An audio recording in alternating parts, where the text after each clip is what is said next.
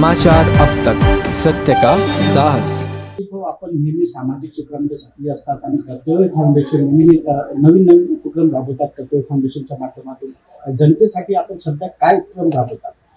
सर्वप्रथम समाचार अब तक यांचं अभिनंदन करतो, तुमच्या चॅनलचं अभिनंदन करतो।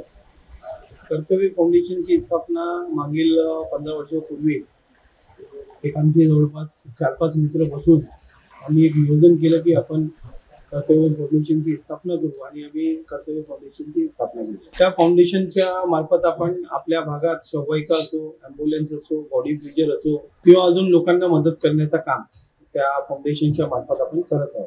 त्याच पद्धतीने गोरगरीब मुलं असतील, शाळेत मुलं असतील, त्यांना स्कूलची बस उपलब्ध करून देण्याचं काम आपण कर्तव्य फाउंडेशनच्या माध्यमातून केलेलं आहे। येणाऱ्या 2025 साली आपलं नियोजन असं आहे की आपल्या भागात स्लम बस्ती आहे, गरीब बस्ती आहे, ज्या मुलांना कम्प्युटरचं बेसिक नॉलेज नाही आहे, तर आपण बसच्या माध्यमातून आणि बसला आपण कम्प्युटर बसून एक कम्प्युटरचा शिक्षक देऊन त्या विविध भागात आपण ती गाडी पाठवून आपल्या गरीब मुलांना कम्प्युटरचं बेसिक नॉलेज देण्याचं काम कर्तव्य फाउंडेशनच्या माध्यमातून करणार आहोत। आणि त्याच पद्धतीने जसं आपण बघत असणार की जे सिनियर सिटीजन आहे आपल्या भागात राहतात ते देवदर्शनाला जाऊ शकतात, पण काय असते की कधी परिस्थिती नसते, कधी एखाद्या वेळेस घरचे जे कुटुंब असतात ते कामात बिझी असतात, तर अशा लोकांसाठी आपण एक देवदर्शनाची जे यात्रा सुरू केली आहे, शेगाव दर्शन, विविध माध्यमातून आपण लोकांना शेगाव दर्शनासाठी पण कर्तव्य फाउंडेशनच्या माध्यमातून लोकांना घेऊन जाण्याचं काम आपण सुरू केलं आहे। नागरिकांना एकच आवाहन करणार आहे की आपण 2024 बघितलं, त्याच्यापूर्वीचा काळ बघितलं, करोना बघितलं, आपण विविध प्रकारचे त्रास बघितले आणि मागील 3 वर्षापासून आपण बघत आहोत की नागपूर महानगरपालिकाची निवडणूक झालेली नाही। त्याच्यामुळं आपल्या या भागात रोडचा प्रॉब्लेम असेल, गटर लाईनचा प्रॉब्लेम, म्हणजे लोकांना खूप जास्त जे प्रॉब्लेम आहे ते गंदगी आणि गटर लाईनचे। नागपूर महानगरपालिकाची ज्या पद्धतीने मनमानी चालू आहे, मी लोकांना एकच आवाहन करणार की कुठेतरी लोकांनी सुद्धा जागृत व्हायला पाहिजे आणि जो काम नगरसेवक करत होता तो काम एक साधा माणूस करू शकतो। आपलं अर्ज घेऊन नागपूर महानगरपालिका येथे आपण जर अर्ज केला तर आपले जे समस्या आहे ते निश्चित स्वरूपात ते कमी होतील आणि साफसफाई आणि बाकी जे नियोजन आहे ते आपल्याला करता येईल।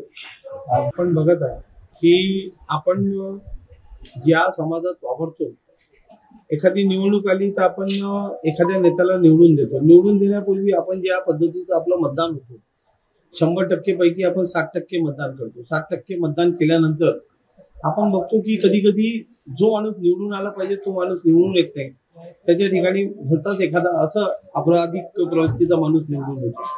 त्याच्यामुळे माझं एकच म्हणणं आहे की आज आपण कर्तव्य फाउंडेशनच्या माध्यमातून मतदार यादीत नाव नोंदण्यासाठी जे रथ चालू केलेला आहे, लोकांच्या घराघरापर्यंत आपण ती म्हणजे लोकांच्या घराघरापर्यंत आपण ते पोहोचून राहिलो। त्याच्यामुळे मी लोकांना आवाहन करतो की या 2 महिन्यात जेवढे जास्त या मतदार आहे त्यांनी आपलं नाव मतदार यादीत नोंदवून घ्यावे आणि येणाऱ्या जेव्हा केव्हाही नागपूर महानगरपालिकाची निवडणूक राहील तेव्हा आपण चांगल्या माणसासाठी मतदान करा, हेच अपेक्षा करतो। 2024 आता संपत आहे आणि 2025 आता लगेच आगमन होणार काही दिवसांमध्ये, नागरिकांना आपण काय मेसेज, काय संदेश देतो? मी 2024 आता संपत आहे, 2025 ला लोकांना एकच आव्हान करतो की येणारा वर्ष आपल्यासाठी सुख समृद्धीचा जाऊ, आपल्यासाठी खुशाली जाऊ आणि आपण जेव्हा ज्या समाजात वावरतो खऱ्या अर्थाने त्या समाजात आपण जर सुखी आहोत तर आपल्या सोबत राहणारा जे दुसरा वर्ग आहे, कोणत्याही समाजाचा असू द्या, कोणत्याही धर्माचा असू द्या, तो माणूस सुखी आहे का याच्याकडे आपल्याला लक्ष वेधणं गरजेचं आहे, याच्याकडे आपल्याला लक्ष देणं गरजेचं आहे।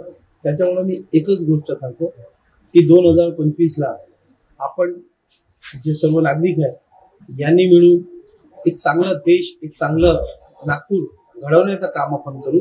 आपल्या आजूबाजूच्या परिसरात राहणारा धर्माचा असू द्या, कोणत्याही पंथाचा असू द्या, कोणत्याही जातीचा असू द्या, त्याला कुठेतरी आपण काय मदत करू शकतो ही भावना घेऊन आपण चांगल्या पद्धतीनं नवीन वर्षाचं स्वागत करूया आणि नवीन वर्षात लोकांना आपण मदत करूया एवढंच बोलू.